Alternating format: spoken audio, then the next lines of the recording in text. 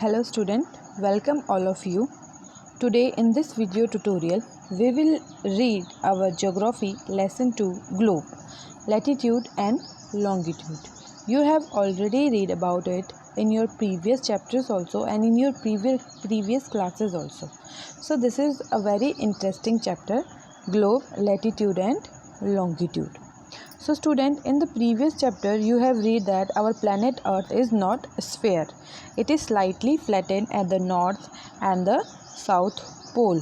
Okay, as we have seen in the globe that they show that our in globe as the globe they show that our Earth is sphere, but it is not completely sphere. It is slightly bulges from the equators and from the poles also. It is slightly bulges from the poles and flattened at the north poles and the south pole. So we can say that it is not sphere, like it is like that. Our Earth is like that because it is slightly bulges from the north pole and from the south pole. Okay, so means our Earth is not completely sphere. That's why the shape of the Earth is very unique, and we have named it as the geoid shape. Okay, because of our Earth shape. Okay, so you already know that globe may be of varying size and type. Okay, some globe are very big ones which cannot be carried easily. Some are small pocket globes, and globes like balloon which can be inflated and are handy and carried with ease. So the globe is not fixed, it can be rotated, and the same way as a top spin or a potter's wheel is rotated. Okay, so we can rotate the globe also. Okay, so there are some very common things that you already know, that these are the poles, that this is the south pole and this is the north pole, and this needle is passing through the south pole and north pole is known as the axis. Okay, and our Earth moves around this axis, and the globe is not fixed, it can be rotated the same way as a top spin or a potter's wheel is rotated on the globe. Countries, continents and ocean are shown in their correct size. It is difficult to describe the location of a point on a sphere like the Earth.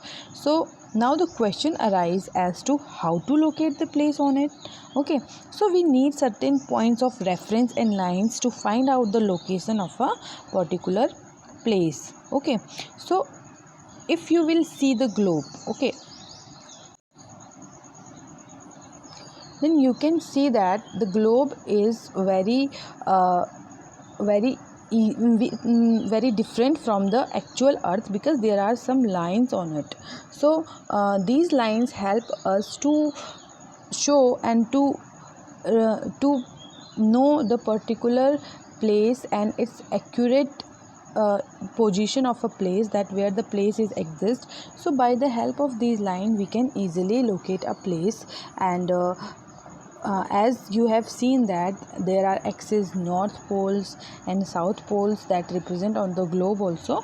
So but these places are not in the on our actual Earth. Okay, like you can see in this image, our axis and north pole and south pole are not indicated here. So to mark exact location of a place, we mark some lines on a globe to locate exact location of a place, exact position of some places. So to understand this, we mark some line on imaginary line on globes. Okay, so first we will read about the equator. Okay, you can see here in this image, this is the equator in black line, and this is the middle line of the Earth. It's divide our Earth into two hemisphere, which is northern hemisphere and southern hemisphere. Okay, so northern hemisphere and southern hemisphere, these are also some imaginary parts of the Earth, that we only represent these parts on the globe, but they are not marked on the actual Earth. Okay, so northern hemisphere and southern hemisphere are two parts of the globe So we have divided the earth in these parts to know the exact location of a place. So there are some other lines we have drawn on the globe to locate the exact position of the place. So these are called the parallels of the latitude because they are parallel to each other. Okay, you can see in this video that there are some south latitude and north latitude. Okay, we can divide them by the degrees like this: 0 degree, 10 degree, 20 degree. Okay, and they are from 0 to 90 degree. Okay, in the towards the north pole, and south pole they are from 0 to 90 degree to the south pole. Okay, so these imaginary lines helps us to locate the exact position of a place. Okay, so these are called the parallels of the earth. Okay, and they run from the north pole to south pole from the equator. Okay, some important parallels of the latitudes you read that equators like north pole 90 degree and south pole 90 degree, you already know that. And tropic of Cancer is 23.5 degree north, tropic of Capricorn 23.5 degree south, Arctic circle 66.5 degree north, and Antarctic circle is also 66.5 degree south. Okay, so according to these we have divided some heat zones. Earth, you can see that it's near the sun. Okay, so that's why some places are very hot, which place get direct sun rays and which get some slanting sun rays, they are not hot. Okay, so tropic of Cancer and tropic of Capricorn, they are some places and according to the sunlight they get, their heat zones are divided on our earth. Okay, so Arctic circle and Antarctic circle, and we will read about it through some pictures also. Like students, you can see in this figure, there you can see one of the earth. Okay, so this is our sun, and the sunlights falling on our earth is like this. So some places are getting direct sun rays like torrid zone. These are called the torrid zone. Okay, this is the equator of our earth. So torrid zones are the places those get direct sun rays, so they are very hot place of the earth. Okay, and north temperate zone and south temperate zones are some places like they are not get direct sun rays falls in on these places in a slanting manner.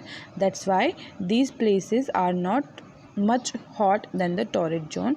Okay, and frigid zone also, you can see that frigid zone, and these places are getting very rare sun rays.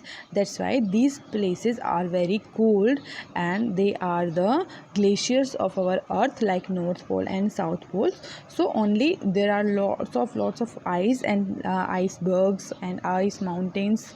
Okay, snow, and these places, because these places are not getting much sun rays, that's why these places are not much hotter. They are the cold places. These are the cold places of the earth.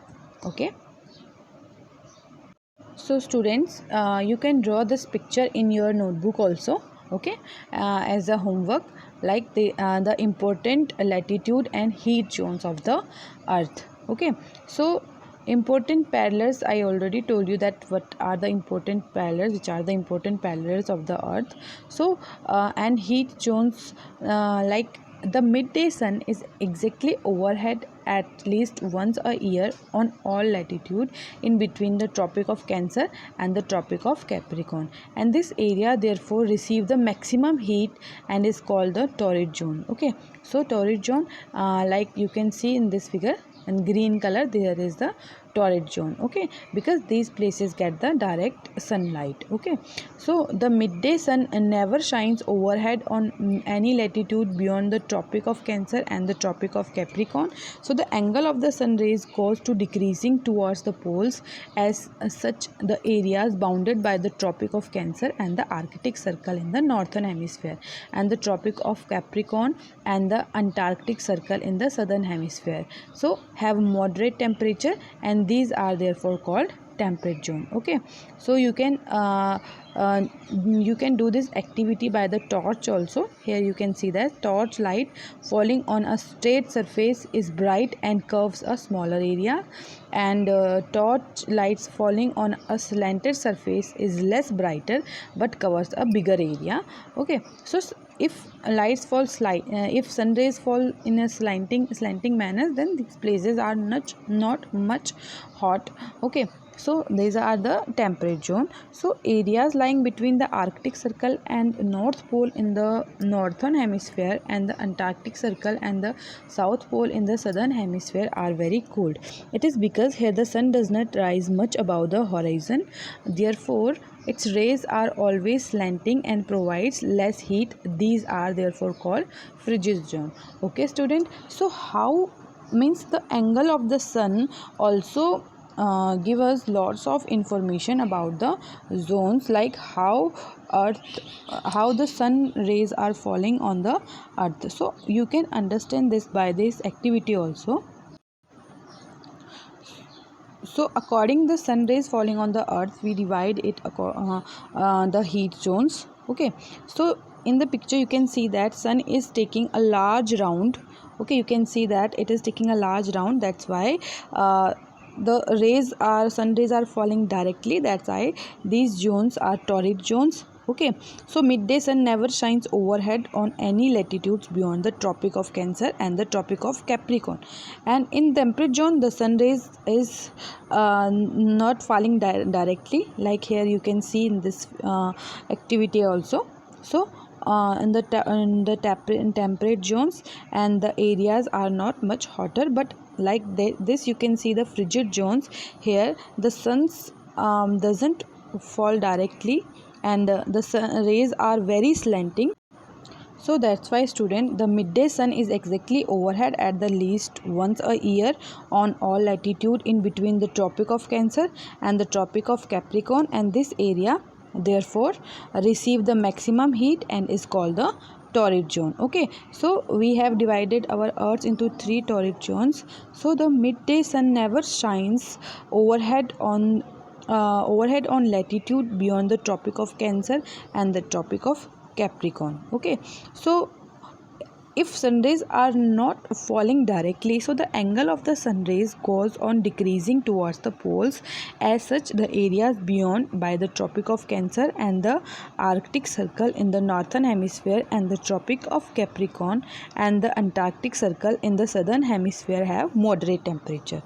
Okay, so according the sun rays these places get, the areas are divided into the heat zones. Okay, like temperate zone, torrid zone and frigid zones. Okay students, so you can now understand this very easily by the activity, like sun rays are falling directly and the sun is on overhead of the place. That's why therefore it's received the maximum heat, and in some places in the temperate zones, Tropic of Capricorn and Antarctic Circle in the southern hemisphere have moderate temperature, because therefore are called temperate zones. Okay, because they are not receiving direct sun rays. And in frigid zones you can see that there are lots of ice, because therefore its rays are always slanting and provides less heat. Okay, and these are therefore called frigid zone. These are the frigid zones of the earth. Okay, so I hope you understand the heat zones of the earth very clearly. That Tropic of Cancer, like because the sun rays are falling directly, like the suns goes in this manner here in the torrid zones, and in temperate zones the suns moves like this, like I will show you this by this. In temperate zones how sun moves, that in temperate zone it's not take the larger areas and the rays just fall slantly. That's why the temperature is not much hot. But in frigid zone the temperature the sun rays are falling very slantly, and these places are receiving very less sun rays. That's why these are the heat zones of the earth.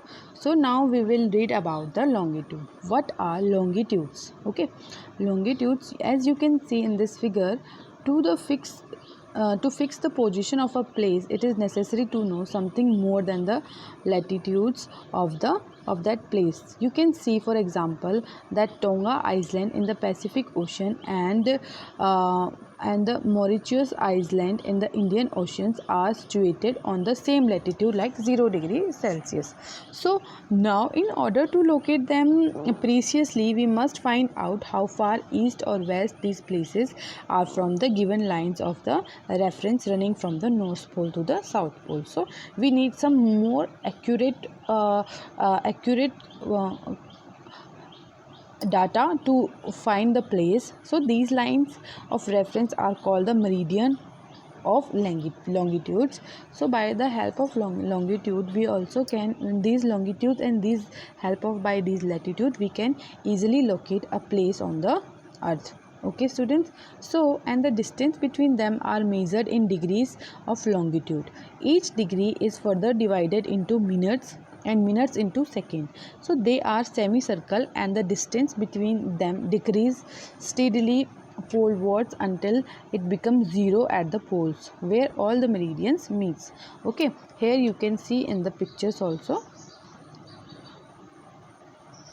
like how meridians moves, like from the 0°, like it's moved from the 0°, then 15 degree, 30 degree, okay, 35 degree, 60 degree, like this. The meridian also moves towards from the North Pole to the South Pole. Okay, so and the distance between them are measured in degree of longitude, and each degree is further divided into minutes. Okay, so and each degree is further divided into minutes and minutes into second, and they are semicircle, and the minutes into second, they are semicircle, and distance between them decrease steadily polewards until it becomes 0 at the poles where all the meridians meets. Unlike parallels of longitudes and meridians are of equal lengths, thus it was difficult to number the meridians. Hence all countries decide that the count should begin from the meridian which passed through the Greenwich. So where the British Royal Observatory is located. Okay, so this meridian is called the prime meridian. Its value is 0° longitude, and from it we count 180 eastward as well as 180 westward. So the prime meridian and 180 meridian divides the earth into two equal halves, the eastern hemisphere and the western hemisphere. Okay, as you can see in this figure also, the 0° meridians, like this is prime meridian, okay, which is passing through the Greenwich, London. This also divide our earth into two parts, like the eastern hemisphere and the western hemisphere. Okay, so which meridians are there in the from the east side from the prime meridian, they are known as the eastern meridian, and which are from the west from the prime meridian, they are known as the western meridians. Okay, so now look at the grid of the parallel of the latitude and meridian of longitude on the globe. So you can locate any point on the globe very easily if you know its latitude and longitude. For example, Dhurbi in Assam is situated at 26° north. Okay, and latitude 90° east longitude. Find out the point where these two lines cut each other, and that point will be the location of Dhurbi. To understand this clearly, draw equidistant vertical and horizontal lines on a paper. Label and vertical rows with number and horizontal row with letter. Draw some small circle randomly on points, and these are the horizontal and vertical lines. Okay, so intersect each other. Name these small circle as A, B, C, D and E, and let vertical lines represent east longitude and horizontal lines north longitude. And now you will see that circle A is located on B degree north latitude and 1° east longitude. Find out the location of other circles also. Okay, so you can easily find location of a place by the help of this grid of the on our earth or on our globe also. Okay, So student, longitude and time means these longitudes also helps us to show the time of a place. You have seen that the time of different place are also different, okay, and the watch also different. So longitude and times, the best means of measuring time is by the movement of the earth, the moon and the planets. The sun regularly rises and sets every day, and naturally it is the best timekeeper throughout the world. Local time can be reckoned by the shadow cast by the sun, which is the shortest at noon and longest at sunrise and sunset. When the prime meridian of Greenwich has the sun at the highest point in the sky, all the places along this meridian will have midday or noon. As the earth rotates from west to east, those places east of Greenwich will ahead of Greenwich time, and those to the west will be behind. Okay, so the rate of the difference can be calculated as follow. The earth rotates 360 degree in about 24 hours, which means 15 degree an hour or 1 degree in 4 minutes. Okay, means our earth is moving, like it's moving in about 24 hours in 360 degree according to the meridians, and which means 15 degree an hour, एक घंटे में 15 degree आगे हम बढ़ते हैं prime meridian से, and 1 degree in 4 minutes. Okay, like I will show you by this grid also. Okay, like here this is the 0 degree prime meridian. Okay, so if you will move towards the eastern hemisphere, so if this is the 15 degree, if 0 degree meridian, it's let's imagine that if in 0 degree meridian its time is 12 o'clock, then if you will move towards the 15 degree, then the time here will be 1 o'clock, and 30 degree the time will be 2 o'clock, and the and same here is 45 degree, it's the time will be 3 o'clock. Okay, so it's moved like this. And if you will be moved towards the western hemisphere, then if 0 degree is 12, then from the western hemisphere 30 degree, the 30 degree means the 15 degree from the 0 degree prime meridian. If we will move towards the western hemisphere, then 15 degree will be, if 0 degree is 12 o'clock, then 15 degree will be 11 o'clock, because it's moving backward. Okay, वो उल्टा चलेगा यहाँ से 0 degree prime meridian से, and 15 degree is 11, and 30 degree is 10 o'clock, and 45 degree is 9 o'clock. So by the help of meridian we can also show the time of a particular place. Okay, so I hope you will understand this, and 15 degree east of Greenwich will be 15 to 4 60 minutes, and 1 hour ahead of Greenwich time, which means 1 p.m. But at 15 degree west of Greenwich, the time will be behind Greenwich time by 1 hour, so it will be 11 a.m. Similarly, at 180 degree it will be midnight when it is 12 noon at Greenwich. Okay, if 12 noon at Greenwich, then it will be midnight in midnight when it is similarly it will be midnight when it is 12 noon at Greenwich. At any places, a watch can be adjusted to read 12 o'clock when the sun is at the highest point in the sky.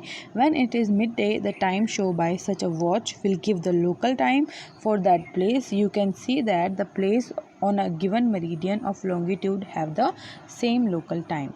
So why do have standard time? Why we need standard time? The local time of a place which are on different meridians are bounded to differ. For example, it will be difficult to prepare a timetable for trains which cross several longitudes in India. For instance, there will be a difference of about 1 hour and 45 minutes in the local times of Dwarka in Gujarat and Dibrugarh in Assam. So it is therefore necessary to adopt the local time or some central meridian of a country. Okay, like Greenwich is a major or center line for the all places of the earth, but in every country take a different center line to measure the time of their place. Like in India, the longitude of 82.5 degree east, 82 degree and 30 degree eastern is treated as the standard meridian. Okay, like you can see in this figure also, standard meridian here you can see, and the local time at the meridian is taken as the standard time as the whole country. It is known as the Indian Standard Time. Okay, so if you will read this story, Kabir lives in a small town near Bhopal. He tells his friend Alok that they will not be able to sleep tonight. A day and night cricket match between India and England had started at 2 p.m. in London.